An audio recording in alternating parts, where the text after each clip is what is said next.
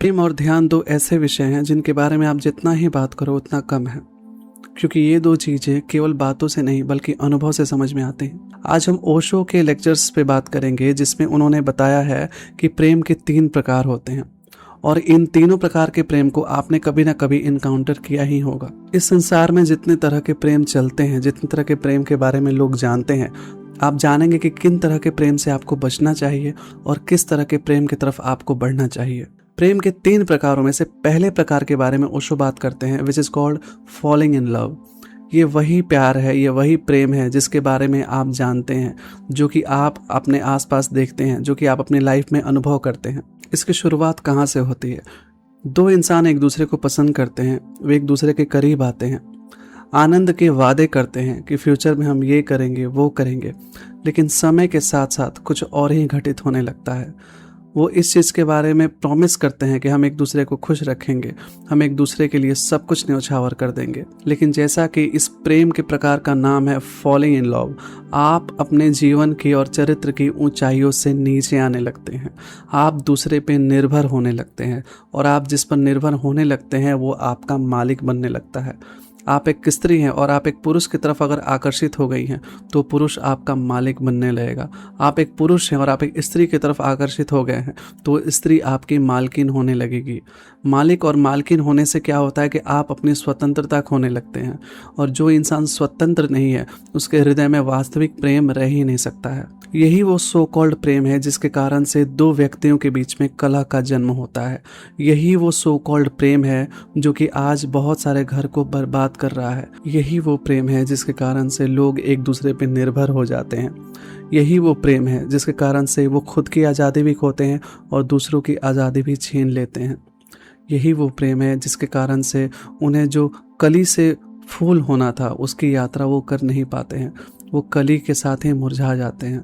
इसी प्रकार के प्रेम से आपके अंदर टॉक्सिसिटी का जन्म होता है, और जब आप टॉक्सिक होने लगते हैं तो आप स्वयं के लिए भी और दूसरों के लिए भी हानिकारक होने लगते हैं। ओशो जिस दूसरे प्रेम के बारे में बताते हैं, that is being in love. Being in love का मतलब है कि 2 प्रेमियों के बीच में उतनी दूरी बनी रहे जितनी की आवश्यक है और उतनी नज़दीकी भी बनी रहे जितने की आवश्यकता है। ओशो यहाँ पे एग्जाम्पल देते हैं कि एक टेम्पल है, एक मंदिर है जिसके 2 पिलर्स हैं, वो एक दूसरे से ऐसी दूरी पे हैं जिससे कि उस मंदिर के छत को वो संभाल सकते हैं। उन दोनों के बीच में अगर ज़्यादा डिस्टेंस हो जाएगा तो भी छत गिर जाएगा, और दोनों पिलर्स अगर ज़्यादा नज़दीक हो जाएंगे तो भी गिर जाएंगे। उन दोनों पिलर्स ने एक दूसरे को स्वतंत्रता दी हुई है अपने अपने स्पेस में स्टैंड होने की। अगर इस दुनिया में आपको एक सक्सेसफुल कपल बनना है तो आपको ऐसे ही प्रेम का सहारा लेना पड़ेगा। आपको ऐसा ही लवर बनना पड़ेगा जो कि अपने पार्टनर को इतनी फ्रीडम देता है कि वो जो चाहे वो कर सकता है, जैसा चाहे वैसा सोच सकता है।